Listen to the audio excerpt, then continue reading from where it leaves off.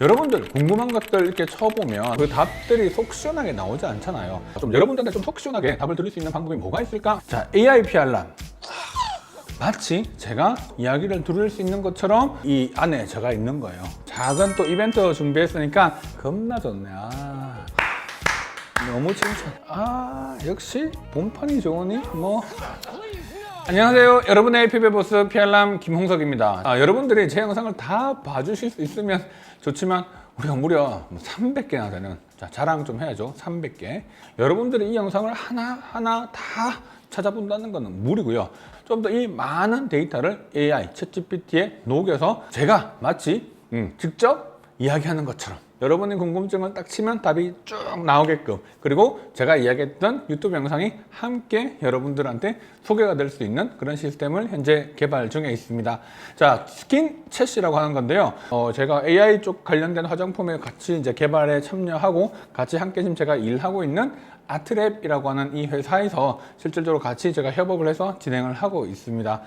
GPT 기반의 AI 같은 경우에는 할루시네이션이라고 해서 거짓된 답변을 할 때가 많아요. 따라서 조금 더 신뢰성 있고 정답에 기반한 답변을 하는 그런 AI 상담봇이 아마도 피부과에는 필요할 텐데요. 그 난리지 베이스로 답을 하고, 그렇기 때문에 좀 더 신뢰성 있는 상담을 해드리고, 시술이라든지 뭐 주사라든지 이런 게 굉장히 스페시픽하잖아요. 되게 구체적이잖아요. 그래서 그런 것들까지도 추천해드릴 수 있는 그러한 챗봇을 만들기 위해서 조금 더 발전시켰다고 보시면 됩니다. 자, 직접 한번 보는 게 제일 좋은 것 같으니까요. 한번 보시죠. 자, 안녕하세요. AI 김홍석 PR남입니다. 피부 또는 시술에 대한 궁금증을 물어보세요. 자, 탈모, 다이어트, 화장품 등 궁금하신 키워드를 말씀해 주셔도 좋고, 아래에 자주 묻는 추천 질문을 활용해 보셔도 좋습니다. 자, AI PR남. 멋지지 않나요? 너무 뽀샵이 잘 돼 있어가지고 너무 젊어졌는데, 칙칙하고 여드름으로 인한 색소 침착 피부엔 레티놀과 비타민C 중 둘 중 하나만 발라야 한다면 뭘 추천하시나요? 사실 이렇게 영상에 제가 답을 한 적은 없었던 것 같습니다. 그냥 둘 다 좋습니다 라고 이야기를 드렸지 어떤 게 더 좋다라는 이야기를 따로 드린 적은 없었던 것 같은데요. 여드름으로 인한 색소 침착이 있다면 비타민C를 추천합니다. 비타민C는 색소 침착을 개선시켜주는 효과가 있기 때문입니다. 하지만 레티놀도 피부에 좋은 영향을 미치는 성분이므로 함께 사용하시는 것이 좋습니다. 좋은데? 특히 레티놀 같은 경우는 피부가 민감하거나 문제가 있는 경우에는 자극이 될 수 있는 그 포인트가 처음에 좀 생길 수 있으니까 반드시 적응을 하고 난 뒤에 비타민C를 나중에 사용을 하셔라 라고 하는 이야기를 제가 드렸던 적이 있어요. 이 영상에서는 어떤 게 더 좋다 라고 이야기를 한 적이 없기 때문에 전체적으로 제 영상에 대한 답을 가지고 그냥 이렇게 딱 답을 한 것 같습니다. 틀린 답은 아닌 것 같고요. 정말 사회생활 잘하는 AI 같아요. 제 답변에 만족? 그래, 이 정도면 5점. 자, 선크림 바른 날에는 무조건 클렌징 오일을 써줘야 하나요? 제가 의외로 몰랐는데요. 선크림 알려준 사람으로 돼 있더라고요. 많은 분들한테. 내가 선크림은 그렇게 제가 얘기를 많이 강조했었나? 그렇더라고요. 그렇죠. 근데 진짜, 자, 한번 볼까요? 챗GPT의 답을 한번 보겠습니다. 선크림은 물에 쉽게 녹지 않기 때문에 클렌징 오일을 사용하여 깨끗하게 지워주시 좋습니다. 그렇지만 피부 타입에 따라 다르므로 피부 상태에 맞는 클렌징 제품을 사용하는 것이 중요합니다. 무기자차 같은 경우는 사실 우리가 피부 표면에 막을 형성하는 개념이기 때문에 약간 조금 잘 안 지워지는 성분들로 구성이 되어 있긴 합니다. 자, 우리가 클렌징 할 때 되게 중요한 포인트가 빠르게 짧게 해라고 하는 건데, 너무 또 이것도 시간이 길어지면 안 되니까 클렌징 오일로 빠르게 한번 1차 사용을 하고요. 2차 사용으로 폼 클렌징으로 마무리해서 전체 클렌징 시간을 제가 줄이라 라고 하는 말씀을 드렸던 적이 있습니다. 모든 선크림을 다 클렌징 오일에 쓸 필요는 사실 없고요. 수영장이나 물놀이를 갔을 때 바르는 선크림 같은 경우는 잘 지워지지 않는 워터 레지스턴트, 우리나라 말로는 그냥 방수라고 많이 일반적으로 얘기하죠. 물에 잘 안 지워지는, 자, 그런 제품들은 일단 기본적으로 기름이 베이스가 되어 있기 때문에 반드시 클렌징 오일을 사용을 하고 지워주셔야 되고요. 유기자차는 전반적으로 좀 잘 지워지는 편이에요. 그냥 일반 크림과 거의 비슷한 그런 제형으로 되어 있다 보니까 실제로 지울 때도 되게 쉽죠. 자, 그래서 뭐 일반적으로 지우는 거랑 동일한 방법으로 사용을 하시면 되기 때문에 굳이 클렌징 오일까지 사용하지 않아도 됩니다. 자, 그래서 무기 자체에 조금 이건 국한돼서 하는 이야기고요. 조금 더 보완점이 좀 필요해 보이긴 합니다. 건성 피부의 아침 스킨케어 루틴을 알려줘. 산성 pH를 클렌저를 이용해서 얼굴을 상해라. 두 번째는 토닝으로 보습, 진정 효과 선택적이다. 세 번째는 보습 세럼을 이용을 하고 로션에 약간의 오일을 혼합을 하고 선크림. 근데 이게 1, 2, 3, 4, 5가 나온 게 조금 너무 신기하다.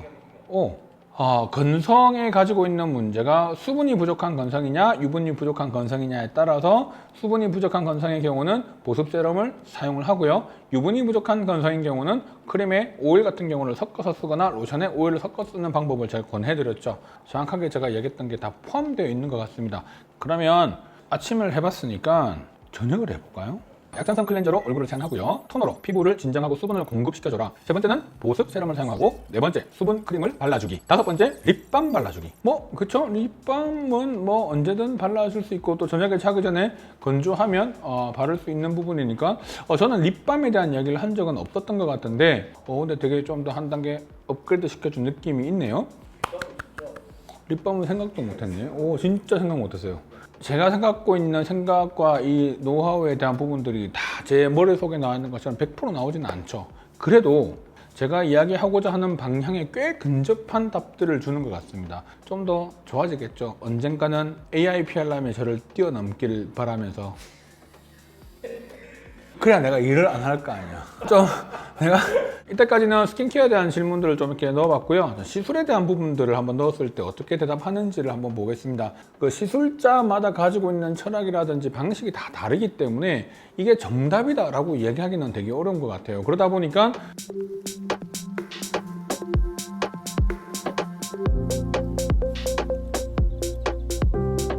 필러 맞은 부위에 프락셀 같은 레이저 시술을 받아도 되나요?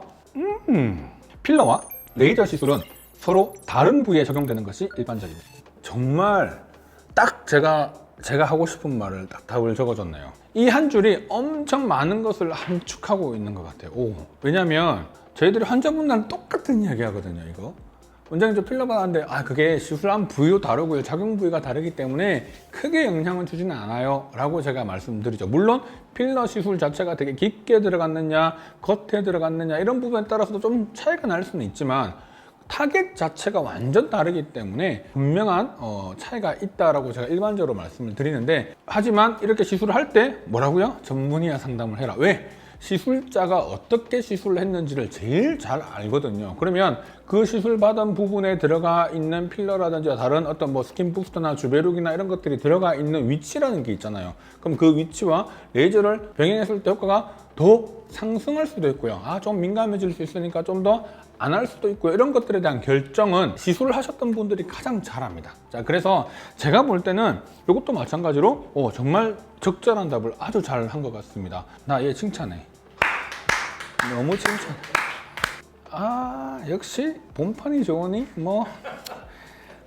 눈 밑 잔주름의 주베룩은 결절 위험이 있나요? 라고 질문하셨는데요. 주베룩은 눈 밑 잔주름 개선에 효과적이지만 결절이 발생할 수 있는 부위이기 때문에 전문의와 상담 후 시술하는 것이 좋습니다. 모범 답안. 주베룩이라고 하는 시술을 믹스하는 방법이나 시술하는 방법, 이게 전부 천차만별이거든요. 정말로 무조건 결절이 안 생겨라고 이야기하기에는 그 리스크가 분명히 있는 시술이긴 해요. 그러니까 그렇게 하지 않게끔 하기 위한 노하우들을 각각 병원마다 분명히 가지고 있고 시술자가 다 가지고 있단 말이죠. 그래서 결절이 생기지 않으니까 시술을 받으셔도 됩니다. 정답이 아니죠. 잘못된 대답이고요. 결절이 생길 수 있으니 위험합니다. 아니죠. 효과적이지만 생길 수 있는 부위다. 정말 겁나 좋네. 이거 어떻게 해야 돼, 이거? 반하지 않을 수가 없어요, 사람이. 어떻게 이렇게. AI PR람. 마치 제가 정말로 이야기를 들을 수 있는 것처럼 만들어 나가면 좋지 않을까라는 아이디어에서 시작이 됐고요.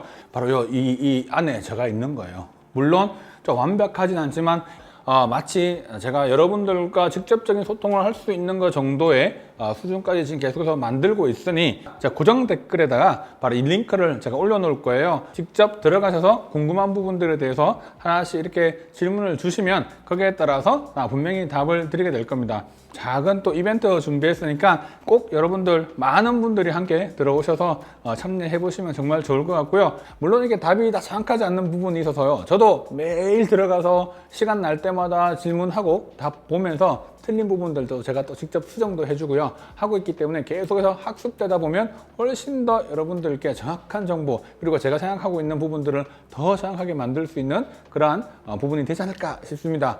여러분들 꼭 들어와 주실 거죠?